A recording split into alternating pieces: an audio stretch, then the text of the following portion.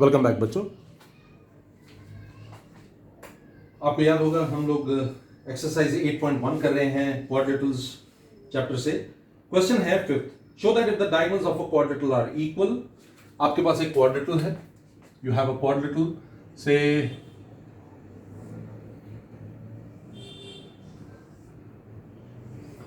Okay, suppose we have a quadrilateral. क्या question है देखिए ध्यान से। Show that if the diagonals of a quadrilateral are equal and bisect each other at right angles then it is a square. आपके पास एक quadrilateral है और आपको प्रूव करना है कि वो एक स्क्वायर के बराबर है। तो मैं थोड़ा सा फिगर को चेंज कर लेता हूं, इस तरह से कर लेता हूं। We have a quadrilateral ABCD जिसकी डायगोनल्स इक्वल है। AC is equal to BD। Okay, it is given to you that AC is equal to BD। ये आपको गिवन है। क्या गिवन है? It is given to you that AC is equal to BD। ठीक है जी, AC जो है वो BD के बराबर है, ये गिवन है आपको। ओके, तो देखिए गिवन क्या है। गिवन है quadrilateral ABCD AC is equal to BD। ये गिवन है आपको। डायगोनल AC जो है BD के बराबर है। डायगोनल AC और डायगोनल BD दोनों इक्वल हैं, एक चीज। और दूसरा गिवन है कि दे बाइसेक्ट ईच अदर, मतलब OA जो है OC के बराबर है और OB जो है OD के बराबर है। ठीक है जी, AC BD bisect at O, एक दूसरे को O पर बाइसेक्ट कर रहे हैं। बाइसेक्ट करने का मतलब OA जो है OC के बराबर है, OB जो है OD के बराबर है। इसके अलावा एक और पॉइंट गिवन है, क्या? AC is perpendicular to BD, और आप ऐसे भी बोल सकते हैं BD is perpendicular to AC। दोनों में से कुछ भी लिख सकते हैं। ठीक है, तो क्या गिवन है? ये गिवन है कि ये दोनों डायगोनल्स एक दूसरे के परपेंडिकुलर हैं और एक दूसरे को बाइसेक्ट कर रहे हैं। इसको हम बोलते हैं परपेंडिकुलर बाइसेक्टर। AC और BD एक दूसरे के परपेंडिकुलर बाइसेक्टर हैं, इसके कहने का मतलब ये है। तो क्या गिवन है, मैं फिर से रिपीट कर रहा हूं। एक quadrilateral ABCD, diagonal AC is equal to diagonal BD and AC and BD are perpendicular bisector of each other. AC और BD एक दूसरे के परपेंडिकुलर बाइसेक्टर है। इसका क्या मतलब है? इसका मतलब है OA जो है OC के बराबर है, OB जो है OD के बराबर है। ठीक है जी, प्रूफ क्या करना है? What to prove? You have to prove that ABCD is a square. We have to prove that ABCD is a square. तो प्रूफ देख लीजिए। ठीक है, आपको प्रूव करना है कि ABCD एक स्क्वायर है। देखिए प्रूफ बड़ा सिंपल है, ध्यान से देखिएगा। मैं ट्राइंगल ले रहा हूं, इन ट्राइंगल AOB एंड ट्राइंगल, मैंने ट्राइंगल लिया AOB एंड ट्राइंगल COD। ठीक है जी, ट्राइंगल देख लीजिए, ये है AOB, ओके, और ये है COD।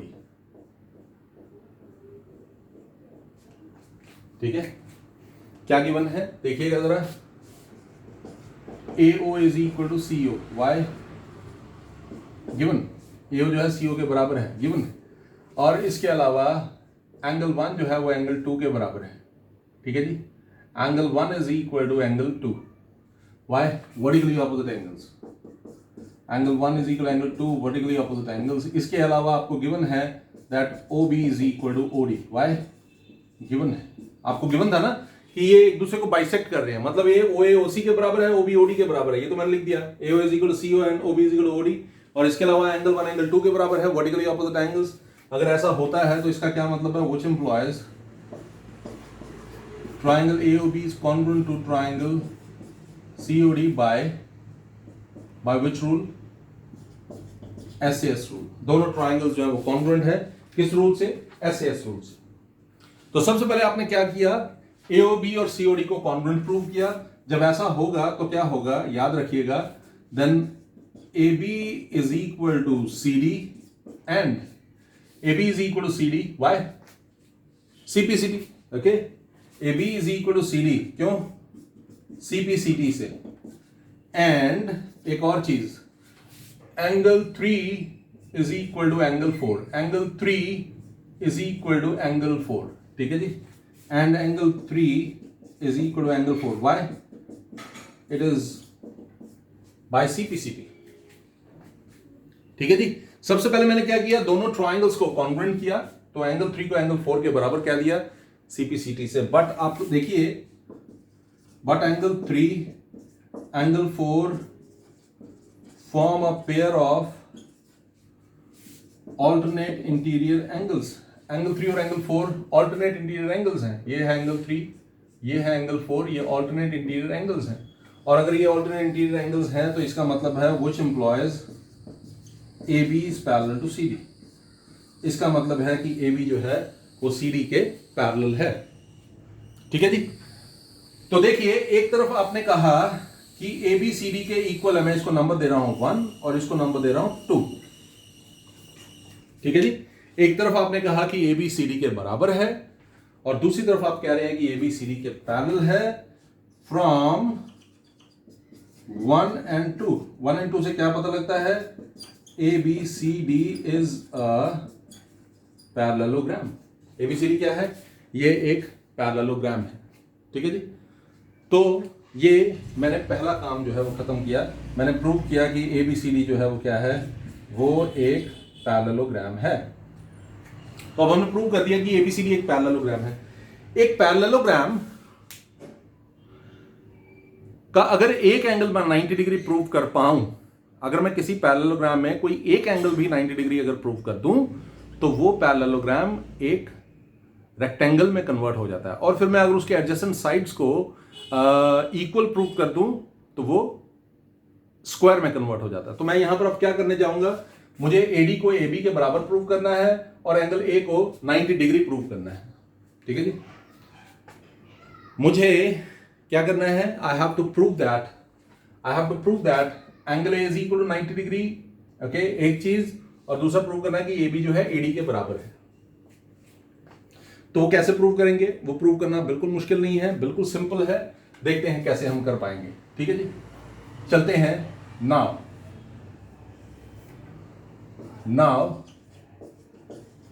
ABCD is a parallelogram. Why? Proved. And diagonal AC is equal to diagonal BD. Diagonal AC जो है वो diagonal BD के बराबर है। क्यों? It is given. Okay? ये क्या है? ये given है। Diagonal AC जो है वो diagonal BD के बराबर है। क्या आपने प्रूव किया? ABCD एक पैरेललोग्राम है। फिर आपने क्या प्रूव किया कि फिर क्या आपको गिवन है? डायगोनल AC जो है वो डायगोनल BD के बराबर है। ये गिवन है आपको, देख लीजिए। AC is equal to BD, ये गिवन है। Which implies ABCD is a rectangle. ABCD क्या हो जाएगा? ये एक रेक्टेंगल हो जाएगा। याद रखिए, एक पैरेललोग्राम के जब डायगोनल्स इक्वल होते हैं, जब एक पैरेललोग्राम के डायगोनल्स इक्वल होते हैं तो हम उस पैरेललोग्राम को कहते हैं कि वो क्या है? रेक्टेंगल है। ये रेक्टेंगल है, इसका क्या मतलब है? It means angle A is equal to angle B is equal to angle C is equal to angle D is equal to 90 degree. हर एंगल जो है वो 90 डिग्री के बराबर है। ठीक है जी। तो आपने अभी भी क्या प्रूव किया? ABCD एक रेक्टेंगल है। एक रेक्टेंगल के एडजेसेंट साइड्स अगर इक्वल हो जाए तो वो क्या हो जाता है? वो स्क्वायर हो जाता है। याद रखिए, एक रेक्टेंगल में जब एडजेसेंट साइड इक्वल हो जाता है तो हम कहते हैं कि वो क्या हो गया? वो स्क्वायर हो गया। देखिए, मैंने सबसे पहले क्या किया? मैंने इसको सबसे पहले पैरेललोग्राम प्रूव किया, फिर मैंने इस पैरेललोग्राम को रेक्टेंगल प्रूव किया। अब मैं इस रेक्टेंगल को स्क्वायर प्रूव करूंगा। कैसे प्रूव करूंगा? पैरेललोग्राम जब मैंने प्रूव किया तो उसके डायगोनल्स इक्वल थे तो वो रेक्टेंगल हो गया। अब सिंस ये रेक्टेंगल है, इसका हर एंगल 90 डिग्री है। ठीक है जी। अब मुझे सिर्फ क्या प्रूव करना है कि इसके एडजेसेंट जो साइड्स हैं वो इक्वल है। मतलब I have to prove that AB is equal to BC। That is more than sufficient. ठीक है। तो अब जरा देखिए, in triangle AOB and triangle COD, AOB and COB। Okay, अब ट्राइंगल ले रहा हूं मैं AOB और ट्राइंगल ले रहा हूं COB। तो क्या करेंगे? देखिएगा जरा। It is given to you that AO is equal to CO। Why? ये गिवन है हमें। ओके, ये गिवन है हमें। और इसके अलावा एक और चीज गिवन है, वो क्या? Angle 1 is equal to angle 5 is equal to 90 degree. ये भी गिवन है। ठीक है, आपको बोला था कि AC जो है BD के परपेंडिकुलर है और BD is perpendicular to AC, दोनों सेम स्टेटमेंट है यहाँ पर, ठीक है जी। Angle 1 is equal to angle 5 is equal to 90 degree and what else, OB is equal to OB. Why? Common, which implies triangle AOB is congruent to triangle COB by which rule? SAS rule. SAS rule से दोनों triangles जो है वो क्या हो जाएंगे? Congruent हो जाएंगे। जब दोनों ट्राइंगल्स कॉन्ग्रुएंट हैं तो इसका मतलब है अब देखिए ये ट्राइंगल इस ट्राइंगल के कॉन्ग्रुएंट है, इसका मतलब है AB is equal to CB. Why? CP CT, ठीक है जी। AB is equal to CB भी हो गया। आपने प्रूव किया था कि ABCD इज अ रेक्टेंगल, ठीक है, and AB is equal to CB, but ABCB are adjacent sides of a rectangle. क्या नाम है रेक्टेंगल का? ABCD, ठीक है जी। लेकिन AB और CB जो है, मैं फिर से बता दूं, ये AB और CB जो है,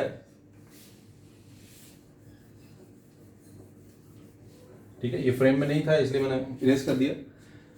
लेकिन AB, ये आप कह रहे हैं AB और ये कह रहे हैं CB, ये क्या है? एडजेसेंट साइड्स है, साथ साथ वाले साइड्स हैं, ओके।